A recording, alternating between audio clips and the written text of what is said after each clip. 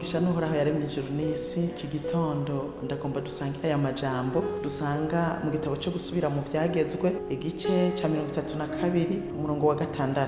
Mbega iyi niyo ngero musubije Uhoraho, mwa bantu b'ibipfu b'imburabwenge? Siwe muvyeyi wanyu yabaremye akababumba akabakomeza. Ndagomba dusangira ijambo rivuga ngo Niyihe Ngero Uriko Urasubiza Uhoraho. Uhoraho ni Imana yacu, n'umuvyeyi mwiza, yatugize abo turibo. Ikiruta vyose yatanze umwana wiwe w'ikinege ari we Kristo Yesu.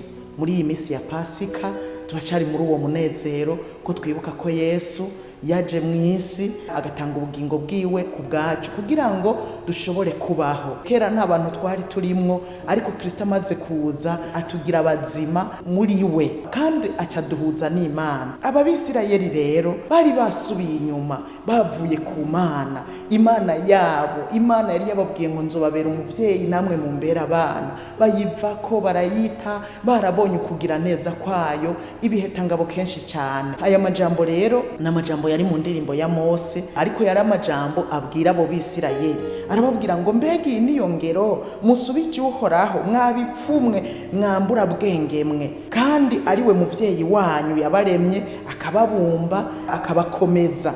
Yari karabibutsa Mose. Ico nashaka kukubaza muri kano gatondo, nawe ingero uriko urasubiza Uhoraho niyihe?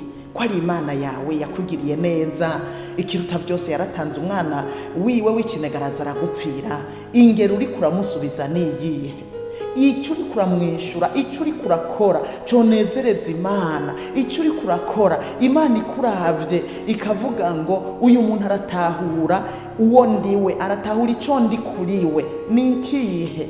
Kusanga uyu munsi uriko urakora ibyaha, iyo niyo ngero uriko urasubiza Uhoraho? Uyu munsi ntuja no gusenga, iyo niyo ngero uriko urasubiza Uhoraho? Uyu munsi hari ingabire Imana yagushizemwo zitariko zirakora, iyo niyo ngero uriko urasubiza Uhoraho?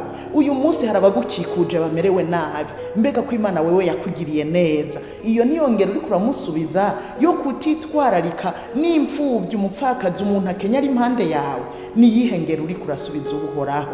Uhoraho yakoze ibikomeye, aduha umwana wiwe yari uw'ikinege, hanyuma araza aradupfira, aduhindura abana b'Imana. Kera atabantu twari turimwo. Mbega nshuti, niwumva icyo gikorwa ko ari igikorwa gikomeye cyane. Hamwe n'ivyo nuko yatanze Kristo Yesu, ni nawe yakuremye, akurema ukumeze. Hari igihe tugenda tukivunagura, tukagira amafyeri, ariko tukibagira uwatugize ico turi. Amafyeri uyagira kubera Imana yakugize neza, ikakurema neza. Urafise amaguru abiri, nturiko urayikorera. Ufise amaboko abiri, ufise umunwa uvuga, ufise amaso abona, ufise amatwi yumva. Hariho ibitumva, hariho abatabona, hariho abamugaye, ariko we ntaco uriko urakora. Nagira ndagusabe ngo urabe ingero uriko urasubiza Uhoraho. Uriko umusubiza iki? Agukeneye ko ibikorwa vyiza vyo kugororoka, agukeneye ko umuhesha icubahiro. Muhesha icubahiro, muvuge, ushime ivyo yaguhaye, ico yakugize,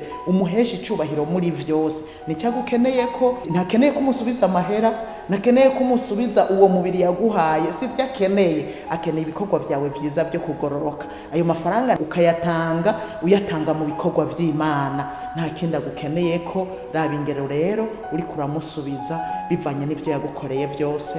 Imana iguhezagire.